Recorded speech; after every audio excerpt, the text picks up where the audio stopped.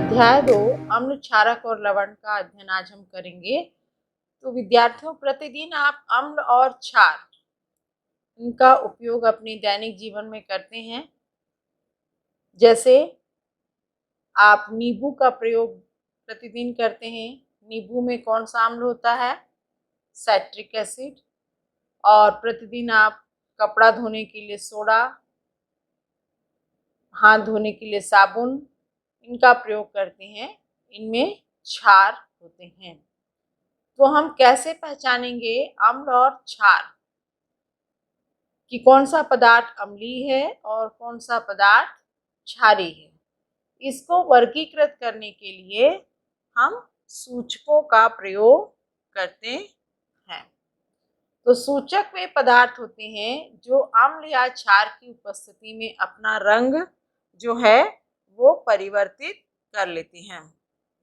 इसी प्रकार क्षार और क्षारक इनमें भी अंतर है। वे क्षार जो जल में घुलनशील होते हैं उन्हें हम क्षारक कहते हैं। प्रत्येक क्षार क्षारक नहीं होता है। तो अम्ल और क्षारक की पहचान लिटमस पेपर के द्वारा की जाती है। दो प्रकार के लिटमस पेपर होते हैं, नीला लिटमस पेपर और लाल लिटमस पेपर।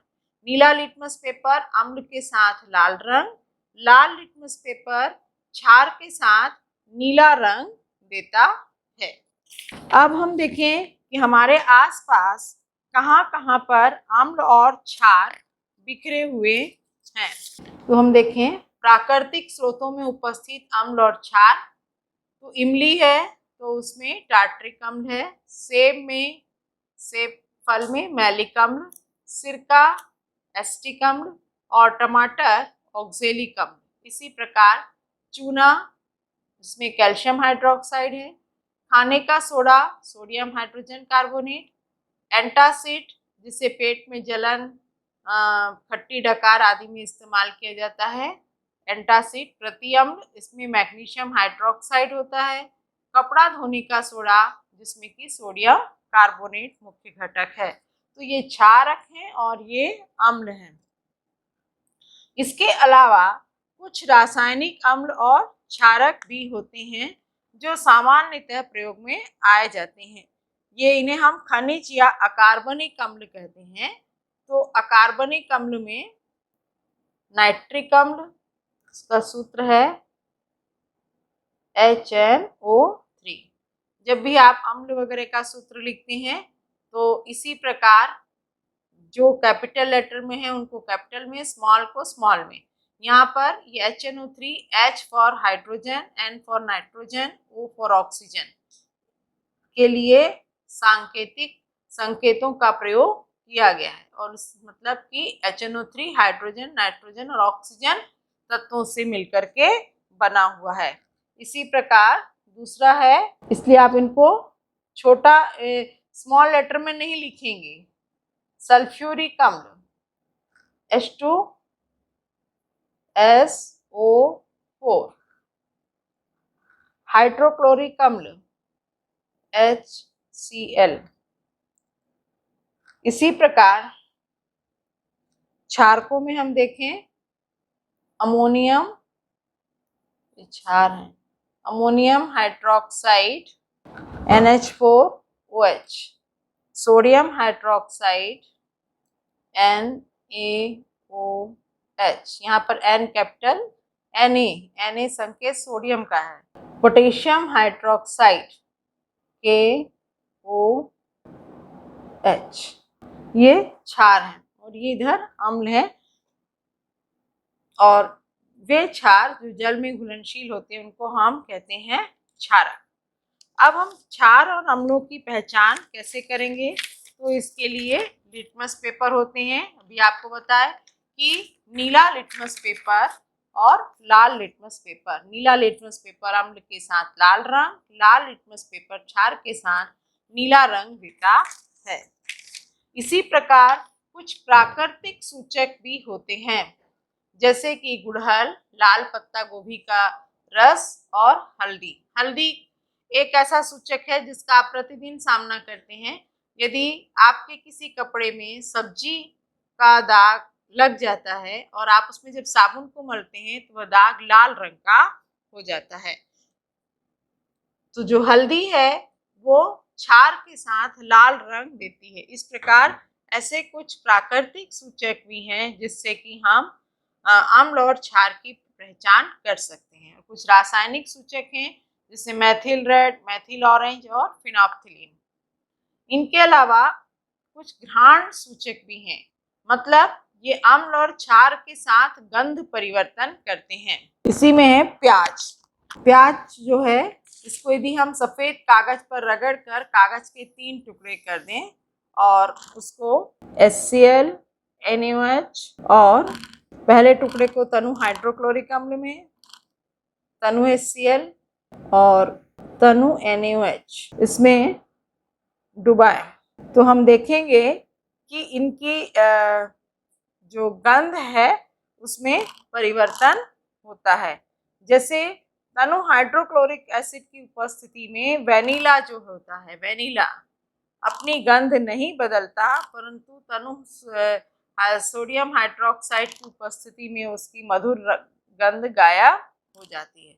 आपने देखा होगा कि लोग प्याज को थोड़ा सिरका में डुबा के खाते हैं ताकि प्याज की तीखी गंध जो है वो कम हो जाती है। तो प्याज जो है वो अम्ल के साथ अपनी गंध को, उसकी तीखी गंध जो है वो धीमी वो कम हो जाती है और इस प्रकार प्याज जो है वो अम्ल के साथ रिएक्शन करता है, क्रिया करता है और अम्ल की हम पहचान कर सकते हैं, इसकी गंध में परिवर्तन होगा। अम्ल और क्षारक के रासायनिक गुणधर्म, तो ये अब अम्ल और क्षार की हम कैसे पहचान करेंगे ये हो गए। अब हम देखें कि अम्ल और क्षारकों के क्या रासायनिक गुणधर्म हैं। अम्ल और क्षार परस्पर क्रिया करके लवण और जल बनाते हैं। तो अब हम इनके पृथक पृथक गुणों का अध्ययन करेंगे। धातुओं के साथ अम्ल और क्षारकों की क्या क्रिया होती है। तो हम देखें धातु के साथ पहले अम्ल की क्रिया। अम्ल और धातु मिलकर के बनाते हैं लवण और हाइड्रोजन। यदि हम HCl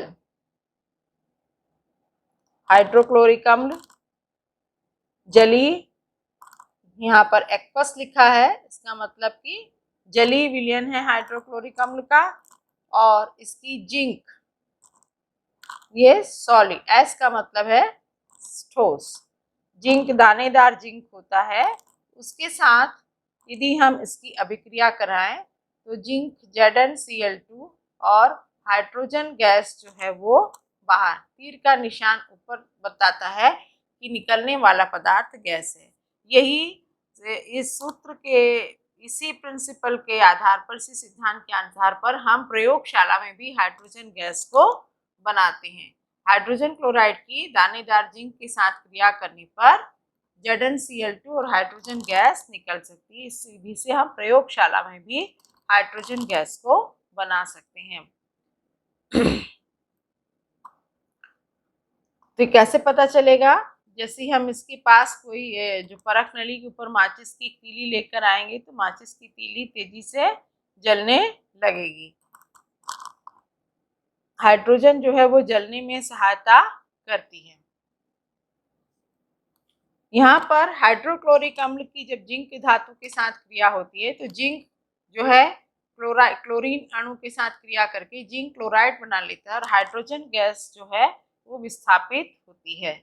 अब इस समीकरण को हम संतुलित कर लें तो यहाँ पर देखेंगे कि हाइड्रोजन के 2 परमाणु हैं और इस संतुलन समीकरण को संतुलित करना इसलिए जरूरी है क्योंकि जो रासायनिक अभिक्रिया का नियम ये है कि कोई भी परमाणु जो है, जितने परमाणु अभिक्रिया में भाग लेते हैं, अभिक्रिया के फलस्वरूप भी परमाणुओं की संख्या उतनी ही रहती है, ना ही कोई परमाणु नष्ट होता है और न ही कोई नया परमाणु बनता है। तो जितने परमाणु भाग लेते हैं उतने ही परमाणु अभिक्रिया के बाद, इसलिए प्रत्येक तत्व के परमाणुओं को हमें इस तीर के निशान के दोनों ओर जो लिखे हैं उनका संख्या जो है वो बराबर होना चाहिए।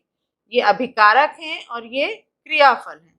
तो यहाँ पर हाइड्रोजन के 2 परमाणु हैं, यहाँ पर हाइड्रोजन का एक ही परमाणु है, तो इसके सामने हमने 2 लिख दिया, तो मतलब 2 हाइड्रोक्लोरिक अम्ल के अणु जो हैं वो अभिक्रिया में भाग लेते हैं, तो यहाँ पर ये है वो संतुलित हो गया। इस प्रकार हम समीकरण को भी संतुलित कर लेते हैं। अब हम धातु की अम्ल की धातु के साथ क्रिया देखें।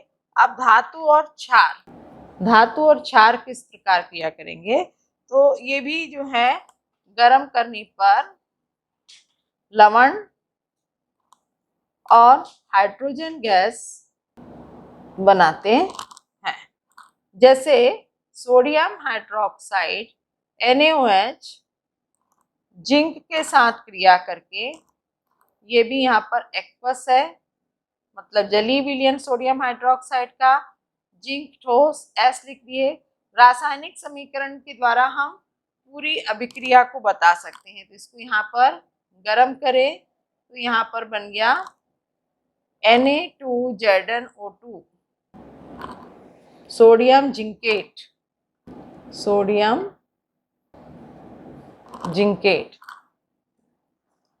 एक्वस विलयन रूप में रहेगा और हाइड्रोजन गैस जो है वो बाहर निकलेगी। अन्य कुछ धातुएं भी क्षारों के साथ अभिक्रिया करके लवण और हाइड्रोजन गैस मुक्त करती हैं। जैसे कि अब हम देखें कि ये अभी हमने देखा कि अम्ल और क्षार किस प्रकार धातुओं के साथ क्रिया करते हैं। अब ये देखें कि अम्ल धातु कार्बोनेट के साथ किस प्रकार धातु कार्बोनेट और धातु हाइड्रोजन कार्बोनेट के साथ कैसे क्रिया करती हैं। के साथ अम्ल की क्रिया, धातु कार्बोनेट और धातु हाइड्रोजन कार्बोनेट, तो यहाँ पर Na2CO3 और HCl ये मिलके बना लेंगे NaCl एक्वस H2O पानी भी लिक्विड फॉर्म में L और कार्बन डाइऑक्साइड गैसियस फॉर्म में। इसी प्रकार sodium NaHCO3 sodium hydrogen carbonate, ये है अम्ल HCl एक्वस, इसके साथ क्रिया करके बनाएगा NaCl एक्वस पानी लिक्विड फॉर्म में प्लस CO2 गैस फॉर्म में। तो सोडियम हाइड्रोजन कार्बोनेट की अभिक्रिया HCl के साथ और सोडियम कार्बोनेट की क्रिया HCl के साथ, दोनों ही स्थिति में हमने देखा कि कार्बन डाइऑक्साइड गैस निकलती है। क्षारक अधातु ऑक्साइड के साथ कैसे अभिक्रिया करते हैं। कार्बन सल्फर ये धातुएं ऑक्सीजन के साथ अभिक्रिया करके कार्बन डाइऑक्साइड सल्फर डाइऑक्साइड आदि का निर्माण करते हैं, और क्षारक इन अधात्विक ऑक्साइडों के साथ अभिक्रिया करके लवण और जल बनाते हैं। तो अधात्विक ऑक्साइड धन क्षारक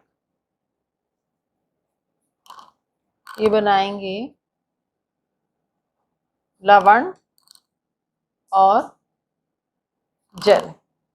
जैसे कि गंधक जो है धातु है, ऑक्सीजन के साथ क्रिया करके सल्फर डाइऑक्साइड बनाता है, यह अधात्विक ऑक्साइड हो गया, और इसके साथ सोडियम हाइड्रोक्साइड क्षारक NaOH इसका जलीय विलयन और अभिक्रिया करके बनाएगा sodium sulphide SO3 sodium sulphide और जल। और अम्ल और क्षारक परस्पर क्रिया करेंगे तब क्या होगा, अम्ल और क्षारक की क्रिया, अम्ल और क्षारक आपस में क्रिया करके क्या बनाते हैं, पहले ही बताए हैं, लवण और जल, लवण और जल बनते हैं। जैसे कि हाइड्रोक्लोरिक अम्ल NaOH के साथ क्रिया करके NaCl और H2O बनाता है। अम्ल में क्षार की एक बूंद डालने पर अम्ल के कुछ अणुओं से क्रिया करके लवण और जल बनता है। इस क्रिया को हम उदासीनीकरण कहते हैं। तो उदासीनीकरण क्या है? उदासीनीकरण है अम्ल की क्षार के साथ क्रिया होकर के लवण का बनना, और जब अम्ल के सारे अणु क्षार के साथ अभिक्रिया कर लेते हैं और विलयन उदासीन हो जाता है। अम्ल क्षार के साथ अभिक्रिया करके अम्ल में क्षार की कुछ उदासीनीकरण को हम एक बार और परिभाषित कर लें। अम्ल में क्षार की कुछ बूंदें डालने पर अम्ल क्षार के साथ अभिक्रिया करके लवण और जल बनाता है। यह अभिक्रिया जो है वो उदासीनीकरण कहलाती है। ये अभिक्रिया न्यूट्रलाइजेशन कहते हैं हम इसको, उदासीनीकरण कहलाती है। तो इसको हम उदासीनीकरण क्यों कहते हैं? क्योंकि हमने अम्ल में क्षार की कुछ बूंदें डाली तो धीरे धीरे अम्ल और क्षार के अणु परस्पर अभिक्रिया करके जो विलयन होता है वो पूरी तरह उदासीन हो जाता है। उसके बाद यदि इस विलयन में हम क्षार की एक भी बूंद डालेंगे तो विलयन का रंग जो है वो गुलाबी हो जाता है। तो मतलब फिर से विलयन क्या हो जाएगा, जब पूरी तरह से उदासीनीकरण हो जाए उसके बाद यदि हमने उसमें क्षार की और बूंद डाल दी तो विलयन कैसा हो गया, हल्का क्षारीय हो गया। इसी प्रकार आपने पहले ही पढ़े हैं कि जो विद्युत अपघट्य होते हैं, जैसे कि सोडियम क्लोराइड है, उसके हम जलीय विलयन में यदि 2 इलेक्ट्रोड लगाकर उसका बल्ब से कनेक्शन कर दें तो बल्ब जो है वो जलने लगता है। इसका मतलब कि यह विलयन जो है उसमें आयनित होने की क्षमता है, और इसी के कारण आयनित होने के कारण ही उसमें विद्युत धारा प्रवाहित होती है। तो अम्ल और क्षार के विलयन द्वारा अब विद्युत चालकता यह प्रदर्शित करती है कि अम्ल और क्षार का आयनीकरण भी हो सकता है। तो इस प्रकार अगर उनमें से विद्युत धारा प्रवाहित होती है मतलब उन अम्ल और क्षार में आयनीकरण की क्षमता है, अपने आयनों में विभक्त होने की क्षमता है। इस प्रक्रिया को हम आयनीकरण कहते हैं, आयनाइजेशन। तो देखें आयनीकरण क्या है। इसके लिए स्वीडन के एक वैज्ञानिक थे आर्नियस 1884 में, उन्होंने कहा कि अम्ल और क्षार में कुछ विशिष्ट गुण होते हैं। उनके अनुसार अम्ल एक ऐसा अणु है जो जलीय विलयन में धन आवेशित हाइड्रोजन आयन और ऋण आवेशित आयन में विभाजित हो जाता है, और इसी प्रकार क्षार जलीय विलयन में ऋण आवेशित हाइड्रोक्सिल आयन और धन आवेशित आयन में वियोजित होता है, और यही आयन जो है विद्युत चालन के लिए उत्तरदायी हैं। जैसे कि तो यहाँ पर हम इसको अम्ल और क्षार का आयनीकरण क्या है, अम्ल और क्षार का वह गुण जिसमें इनके जलीय विलयन आयनों में विभक्त होते हैं। आयनीकरण अम्ल और क्षार का वह गुण जिसमें एक जलीय विलयन इनके जलीय विलयन आयनों में विभक्त होते हैं। जैसे अम्ल का जलीय विलयन हाइड्रोजन धन आयन और दूसरे ऋण आवेशित वह एक ऋण आवेशित आयन में वियोजित होता है। जैसे हम देख, और क्षार जो है, क्षार का जलीय विलयन एक OH माइनस हाइड्रोक्सिल आयन और एक धन आवेशित आयन में वियोजित होता है। जैसे उदाहरण देखें हम, यहाँ पर H2SO4 वियोजित हो जाएगा H+ आयन और SO4 माइनस।